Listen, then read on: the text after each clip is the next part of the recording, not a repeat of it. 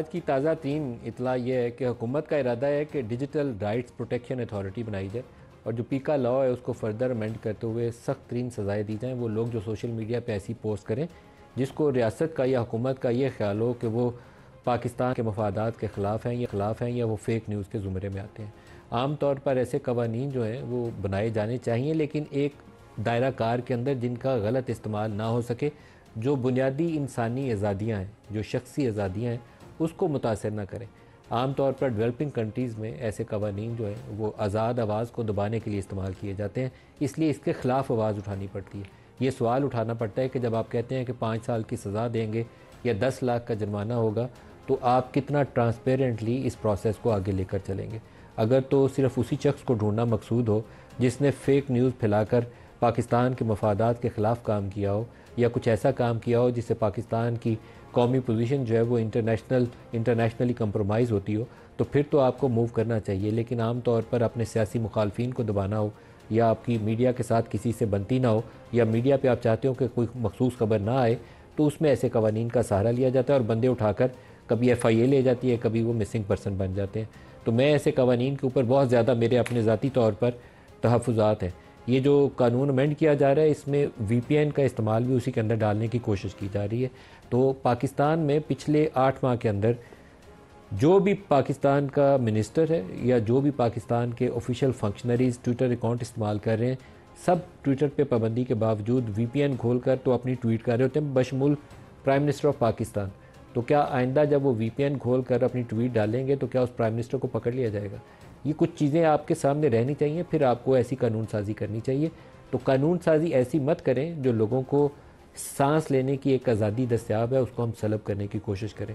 تو اس کے اوپر ایک بحث ہونی چاہیے، اوپن فری بالکل ماحول کے اندر، پارلیمان بھی کرے، سول سوسائٹی بھی کرے، میڈیا کے اندر بھی بات ہو، اس کے بعد آپ قانون سازی کی طرف جائیں۔ یہ نہ ہو کہ اچانک ہم اٹھیں تو پتہ چلے کہ 26ویں آئینی ترمیم پاس ہو گئی ہے۔ ویسا طریقہ کار اپنایا گیا تو بڑا کاؤنٹر پروڈکٹیو ہوگا اور اس کے اوپر رد عمل آئے گا۔ گریز کرنا چاہیے، میں احتیاط کے اوپر کہتا ہوں کہ احتیاط کرنی چاہیے۔ لوگوں کو بات کر لینے سے ان کا غصہ نکل جاتا ہے، لیکن آپ ان کو دباتے جائیں، بولنے کا موقع نہ دیں تو پھر مشکلات بڑھ جاتی ہیں۔ دوسرا بڑا ایشو وہ 26 نومبر کے واقعات کے بعد ابھی بھی تناؤ والی کیفیت باقی ہے۔ یہ کہنا کہ کچھ نہیں ہوا تھا یہ بڑا مشکل ہے، اور یہ کہنا کہ وہ سب کچھ ہو گیا تھا جو پی ٹی آئی نے امیجیٹلی کلیم کرنا شروع کر دیا وہ بھی ممکن نہیں۔ تو ایک ایسی صورت نکالنی پڑے گی کہ آزادانہ تحقیقات ہو سکیں۔ پی ٹی آئی کے جو ابھی تک کے دعوے ہمارے سامنے آئے ہیں وہ تو 10-20 سے شروع ہو کر 200-250 تک چلے گئے تھے، اور حکومت کا جواب یہ ہے کہ کچھ ہوا ہی نہیں ہے۔ تو دونوں باتیں درست نہیں ہیں، ہوا ہے لیکن اس کی تحقیقات کیسے ہوں گی آج کے پروگرام میں فوکس کریں گے۔ اس کے جواب میں پاکستان تحریک انصاف کچھ ایسے بیانات حکومتی وزراء کے سامنے لاتی ہے کہ جس کے اندر وہ کہہ رہے ہیں کہ ہم نے گولی چلائی تو 5 منٹ لگیں گے۔ وہ بیانات بھی سن لیں۔ ہمارے لیے ابھی بھی رینجرز کے پاس کتنا دیر لگتی ہے کہ ہم وہاں پہ 5 منٹ فائرنگ ہونی ہے تو اس کے بعد وہاں بندہ نظر نہیں آئے گا۔ ریاست بالکل کمزور نہیں ہے، ایک چھٹا مارے تو یہاں پہ صفایا ہو جائے۔ یہ ریاست پاکستان ہے، ہم تشدد کا جواب بالکل دے رہے ہیں اور سختی سے دے رہے ہیں۔ ہم ان کے ہاتھوں میں نہیں کھیلیں گے، سختی سے نمٹیں گے اور جواب دیں گے۔ کسی کو یہاں پہ چڑھائی کی اجازت نہیں دیں گے، آئیں آگے، ہم تیار بیٹھے ہیں۔ عام طور پر موب کو کنٹرول کرنے کے ریاستی سطح پر اصول و ضوابط ہوتے ہیں اور اس کو وائلیٹ نہیں کیا جاتا۔ بہت ہی غیر معمولی صورتحالوں کی نہیں تو گریز کیا جاتا ہے۔ موب مینجمنٹ کے کچھ اصول ہیں، اور فوج کبھی بھی فرسٹ لائن آف ڈیفنس استعمال نہیں ہوتی۔ یہاں پہ بھی first line of defence police اور رینجرز سے فوج کو مخصوص جو ریاست کے سمبل ہیں، پارلیمان کی بلڈنگ ہے یا دوسری ایسی عمارات ہیں، اس کی حفاظت کے اوپر تعینات کیا جاتا ہے۔ فیصل واڈا صاحب، 26 کو کیا ہوا آپ کی زبانی؟ بہت شکریہ ندیم ملک صاحب۔ دیکھیں ندیم ملک صاحب، سب سے پہلے تو یہ کہ جو 26 کو ہوا وہ بڑا ہی بھیانک کام ہوا اور بہت خطرناک کام ہوا اور بہت گندا کام ہوا اور پاکستان کے خلاف کام ہوا، اور اس سے پی ٹی آئی کو نقصان ہوا اور عمران خان صاحب کے لیے شدید مشکلات سیاسی طور پہ ہو گئی۔ سو دھرنا تو کسی طور پہ یا جو بھی پروٹیسٹ تھا ڈی چوک کے پر، جب وہ انلیگل ڈیفائن ہو چکا ہے اور کورٹ کا آرڈر آ گیا تو کنٹیمپٹ آف کورٹ کے ساتھ ساتھ وہ انلیگل ایکٹیویٹی تھی۔ ہیونگ سیڈ دیٹ، اس میں جو بی بی کا رول رہا، جو گنڈا پور کا کمپرومائز رول رہا، جو انہوں نے بڑے بڑے بال اور داڑھی اور انگوٹھیاں پہن کے جو اشتعال دلایا ڈرائنگ روموں میں بیٹھ کے، مطلب انسان کا جسم بڑا ہونے سے کچھ نہیں ہوتا، دل بڑا ہونا چاہیے۔ چوہے کا دل رکھ کے آپ اسے طبلہ بجا سکتے ہیں، اور خود سامنے نہیں آئے اور ساری لیڈرشپ غائب رہی، اور پھر ڈی چوک کا بھی ایک ڈرامہ آپ نے دیکھا کہ ڈی چوک پہ بیگم صاحبہ بھی فرار ہو گئی اور گنڈا پور بھی فرار ہو گیا اور انہی کے اپنے کارکنوں کا پھینڈا بھی لگایا. اور پھر ہم نے کہانی سنی کہ بی بی نے کہا کہ وہ ان کو زدوکوب کر دیا, اس کو بھی میں نے بریک کیا. اور اس کا پھر اگلے دن آپ لوگوں نے سی سی ٹی وی فوٹیج چلائی کہ بی بی گاڑی میں ٹہلتے ہوئے بیٹھ رہی ہیں گنڈا پور کی. پھر اس کے بعد بیانیہ آیا کہ ٹائر فلیٹ ہو گیا تھا, پھر وہ جھوٹ پکڑا گیا بی بی کا. پھر بیگم صاحبہ نے کہا کہ جی کیمیکل پھینک دیا ان کے ترجمان نے کہا, وہ فارغ ہو گئیں, وہ جھوٹ پکڑا گیا. پھر وہ نمودار ہو گئیں ایک میٹنگ کے اندر زدوکوب ہونے کے بعد. اور اس کے بعد عمران خان صاحب کو سیاسی دلدل اور تباہی کے دہرانے پہ پہنچا دیا. کیسے؟ یہ سب کچھ کر کے مشکلات, تکلیفیں اور ریلیف تو ان کو نہیں مل رہا نا, تو وہ گزر رہے ہیں. مشکلیں بڑی عمران کی, بہت زیادہ بڑھ کیا ہوا عمران کو؟ ابھی تو شروع میں آپ نے دیکھا ہے کہ سختی اب کہ ملاقاتیں نہیں ہو رہی تھی. اس کے بعد جو یہ آگے ریئیکشن تھا دھرنے کے بعد, دیکھیں یہ تو انڈرسٹوڈ سی چیز ہے نا. اب آپ نے کل ایک مثبت عمران خان صاحب نے اسٹیٹمنٹ دی, آج کے وہ آپ پارلیمنٹ میں جائیں اور سڑکوں سے نکل کے وہاں بات کریں, اچھا پازیٹیو. دھرنے کو تو انہوں نے سپورٹ کیا, ٹھیک ہے. جو ہم نے جو گوہر صاحب کی بات سنی میں اس کے بعد بات کر رہا ہوں, ٹھیک ہے. اس حساب سے ایک اچھا تھا. انہوں نے کہا کہ پی ٹی آئی نے ٹویٹر کے اوپر عمران خان کے ٹویٹر ہینڈل سے پھر غلاظت اور وینم اسٹیبلشمنٹ کے بعد کیا کیوں, یہ سارا کچھ کیوں ہو رہا ہے. سوری کہہ رہا ہے وہ پاگل ہو گئے ہیں, بیگم صاحبہ جو ان کو پھنسا رہی ہیں, گنڈا پور اپنی کمپرومائز سیاست کر رہے ہیں, یہ ٹویٹر اکاؤنٹ سے ایک بغض اور وینم آ رہا ہے. کیوں الزام دے رہے ہیں, میں یہ نہیں سمجھ سکا. آپ یہ کیوں کہہ رہے ہیں کہ وہ عمران کو پھنسا رہی ہیں؟ اچھا چلے, میں اگر ان کا رائٹ نہیں ہے کہ وہ پروٹیسٹ کریں اپنے ہسبینڈ کی رہائی کے لیے؟ ملک صاحب میں اس کو تھوڑا سا ملک صاحب میں آپ کو تھوڑا سا ندیم صاحب کلیئر کرتا چلوں. 25 سال سے ایک آدمی, پہلے میں شروع کرتا ہوں کہ جمائمہ صاحبہ کے ساتھ جب ان کی طلاق ہوئی تو وہ قانونی طور پہ برطانیہ قانون کے تحت اربوں ڈالر کے آدھی جائیداد کے ان کے مالک تھے, انہوں نے نہیں لی. تو اس کا مطلب ایک آدمی نے مثال کے طور پر 10 کروڑ روپے نہیں لیے تو 10 لاکھ کی چوری نہیں کرے گا. یہ دماغ یہی کہتا ہے, ہم نے بھی اس کو یہی دیکھا تھا.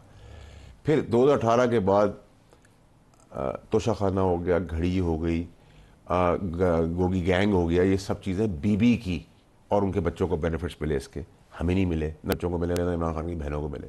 میں غلط ہو سکتا ہوں, عمران خان کی بہنیں تو غلط نہیں ہو سکتی, ٹھیک ہے. دوسری چیز یہ کہ اس خاتون کے آنے کے بعد جلاؤ گھراؤ اور جو انفارمیشن ملتی تھی فیض کو ایز انٹیلیجنس چیف, وہ رات کو شام کو ان کو دے دیتے تھے. وہ بکرے کے سینگ پکڑ کے رات کو خان صاحب کو بتا دیتی تھی, کبھی پیدل چل رہی ہیں, الٹی چل رہی ہے, کبھی. آپ کہہ رہے ہیں کہ جنرل فیض وہ بات ان کو بتاتے تھے اور وہ عمران کو بتاتے عمران خان کو اس طرح بتاتی کہ وہ خواب آ گیا, اور اللہ بھی معاف کرے نعوذ باللہ, نبی پاک صلی اللہ علیہ وسلم ہمارا آخری نبی, ان کے لیے ان کے خواب بتائے جاتے تھے. اس کا تو میں عینی شاہد ہوں. مولانا بہت سارے جو ریپیوٹیڈ ہیں مولوی ہیں پاکستان کے, میں کروں گا قیامت پڑ جائے گی, وہ آ کے پیغام دیتے تھے. میں خان صاحب کو پی ایم ہاؤس کے کمرے میں کہتا تھا سر نہ کرے یہ کام, یہ مروا دیں گے ہمیں. اگر جنرل فیض یہ پیغامات بھجواتے تھے تو پھر تو عمران کو چھوڑ دینا چاہیے, پھر تو قصوروار کوئی اور ہے. نہیں تو دیکھیں, میں تو یہ کہہ رہا ہوں کہ گولی تو 190 ملین پاؤنڈ کے اوپر سائن تو عمران خان صاحب نے کیا نا. میں یہ کہہ رہا ہوں کہ یہ آدمی ایسا نہیں تھا. اس آدمی کو اس جگہ تک وہ بڑی ذمہ نہیں ہوتی کیونکہ بندوق سے چلا دی, لیکن میں کہہ رہا ہوں اب خدا نہ خواستہ اس کی لاش پہ سیاست کرنے کی تیاری ہو رہی ہے, سوری اس کو پاگل بنا رہا ہے. یہ بڑی خطرناک بیان آپ دے رہے ہیں. نہیں سر, میں تو کھلا بتا رہا ہوں. دیکھیں سر, زندہ حیات شخص ہے, اللہ اسے قائم دائم رکھے. آمین سر. دم, درود اور بارود, یہ ہنی ٹریپ یا خواتین والا, میں کوئی جینڈر کی بات نہیں کر رہا. کلنٹن تھا, ایک خاتون کے چکر میں پیچھے پہنچ گیا, super power president of United States. وہ خاتون اس کی بیوی نہیں تھی. نہیں سر, میری بات ہے شاہ نواز بھٹو صاحب, اور ایسی بہت ساری ہمارے پاس ہسٹری کے اندر ہے جدھر نسلیں تباہ ہو گئی. آپ کو پتا ہے بادشاہت چلی گئی, سڑک پہ آگے لوگ. دیکھیں سر میری بات سنتے, قید اگر میں آپ کے یہاں بیٹھا ہوں, آپ مجھے کافی پی رہے, میری بیوی چلتی بھی آئے, مثال دے رہا ہوں, وہ کہتے تم یہ کافی نہیں بھی, یہ کافی پی, تو آپ نہیں اس کو روک سکتے. اور میں کہتا ہوں نہیں ندیم علی صاحب میں پی رہا ہوں, تو یہ ذمہ داری پھر اس عورت کی اور ریاست کی ہے, سیاست کی یہ ہے کہ وہ اس کو سنبھالے, وہ سب اقدام کرے جس سے ان کی زندگی کو جتنے خطرات ہیں وہ اس سے محفوظ رہے. زندگی کو کیوں خطرات ہیں ندیم علی صاحب, ختم, پھر آپ ان کو پورا ٹائم دیجیے گا. دوسرا سر یہ کہ جو ایک تاثر دیا جا رہا ہے گورنمنٹ کی طرف سے کہ اسٹیبلشمنٹ ورسز طریقے انصاف ہے. دا اسٹیبلشمنٹ کسی کے ساتھ ہے, دا اسٹیبلشمنٹ کسی کے خلاف ہے. حکومت وقت ورسز پی ٹی آئی ہے. 245 کے تحت وہ آئین و قانون کے تابع فوج کو بلاتے ہیں, وہ آتی ہے اور last year of the stage پہ کھڑی ہوتی ہے. یہ تاثر دینا بہت غلط ہے. پھر یہ جو پٹھان ایلیمنٹ جاگ پنجابی جاگ والا جو نون لیگ کام کری, یہ بہت ڈینجرس کام ہے. پٹھان نہ پاکستان سے ہٹ کے, نہ پنجابی, نہ بلوچی, نہ سندھی, نہ مہاجر, یہ سب پاکستانی ہے. اور یہ جاگ پنجابی جاگ والا کھیل از نانسنس کے. میں اس کی مذمت کرتا ہوں جو کام ہو رہا ہے. آخری اور موسٹ امپورٹنٹ چیز سر جو آپ کو ان کو مجھے سمجھنے کی ضرورت ہے, آج آرمی چیف کا بیان ہے بلوچستان کے اندر کہ فوج اپنی عوام اور اپنے ملک کے ساتھ کھڑی ہے. نہ وہ کسی سیاسی پارٹی کا حصہ ہے، نہ وہ کسی کے مخالف ہے، نہ کسی کے ساتھ ہے. یہ سٹیٹمنٹ سر آپ کو بہت ہائی لائٹڈ وے میں سمجھنے اور سوچنے کی ضرورت ہے. جو بھی تاثر یہ دے رہا ہے چاہے وہ یہ ہو یا ہم نے دیا ہو، ان کو پھر انجام دے بتاؤ. ڈاکٹر عمران خان کی بہن نلیمہ خان، انہوں نے آج ان سے ملاقات کے بعد ایک بیان دیا جس میں یہ کہا کہ ان کی صحت ٹھیک ہے، اور ان کی صحت کے حوالے سے جتنے بیانات تھے کہ ان کی ذہنی حالت ٹھیک نہیں ہے یا ان کو کچھ دیا جا رہا ہے وہ سارے بے بنیاد ہیں. ڈاکٹر مصدق صاحب، جو واڈا صاحب نے ابھی گفتگو کی اس میں تو کچھ ایسے اشارے کنایوں میں یہ ذکر کر رہے ہیں کہ عمران خان کی جان کو بہت خطرہ ہے، ان کی صحت صحیح نہیں ہے، کچھ ہو سکتا ہے. آپ کو لگتا ہے کہ کچھ ایسی صورتحال ہے؟ یہ ان کی پارٹی کے بعض لوگوں نے بھی ایسی باتیں پھیلائیں، جیسے سوری صاحب اس میں سر فہرست ہے. جی اشاروں کے نام میں تو نہیں، بڑی ڈائریکٹ بات ہوئی ہے. دیکھیں میں 2-3 باتیں کرنا چاہوں گا. پہلی بات تو یہ ہے کہ عمران خان صاحب اگر ایک بڑے لیڈر ہیں، بڑے لیڈر وہ ہیں، تو ان کو اپنی ذمہ داری خود لینی پڑے گی. کسی خاتون کی آڑ میں اگر وہ چھپیں گے تو میرا خیال میں یہ مسوجنی ہوگی، اور ان کو یہ نہیں کرنا چاہیے. وہ ایک گرون اپ آدمی ہیں، انہوں نے 190 ملین پاؤنڈ والا جو کیس ہے اس میں خود دستخط کی ہیں، وہ ان دستخط کے رسپانسبل ہیں، وہ رسپانسبلٹی ان کی ہے. کیبنٹ کے ساتھ ذمہ داری بھی آئی. جی بالکل ٹھیک ہے، مگر جو بھی انہوں نے زندگی میں کیا ہے اس کے ذمہ دار وہ خود ہیں. اور اگر وزیر اعظم رہنے کے بعد بھی وہ یہ کہہ رہے ہیں کہ وہ دم ہو گیا یا درود ہو گیا تو پھر اس کے ذمہ دار بھی وہ خود ہے. اس وجہ سے کسی اور کو ذمہ دار ٹھہرانا مجھے تو عجیب سی بات لگتی ہے، بالخصوص ہمارے ہاں ذرا آسان ہوتا ہے.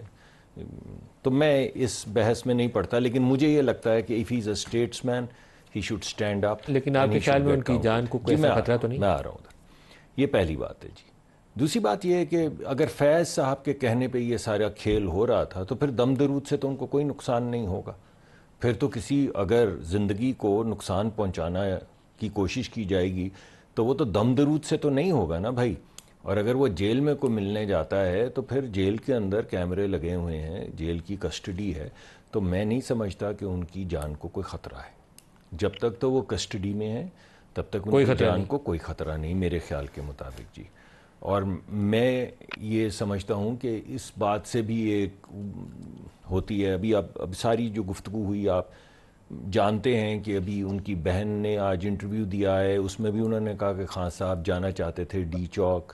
علی ظفر صاحب نے بی بی کی کاز کو سپورٹ کیا. جی علی ظفر صاحب نے بھی کہا کہ وہ جانا، خان صاحب چاہتے تھے ڈی چوک جانا. تو جو اگر علی ظفر بھی کہہ رہے ہیں، ان کی بہن بھی کہہ رہی ہیں، وہ خود بھی کہہ رہے ہیں، تو پھر صرف ان کی زوجہ کو ذمہ دار ٹھہرانا تو مناسب نہیں. پھر یہ خان صاحب کی کال تھی کہ ڈی چوک جایا جائے، ریڈ زون میں جایا جائے، قبضہ کیا جائے، اور پھر اس کے جو کانسیکوینسز ہیں اس کی ذمہ داری بھی ان کو اٹھانی چاہیے، وائلنس کی بھی اٹھانی چاہیے. جو اس چیز کا میں نے ذکر کیا، بھائی نے کافی بات کی. میں 9 مئی کا، آپ باقی چیزوں کا بات کریں گے، اس سے 9 مئی چلی تو نہیں جائے گی.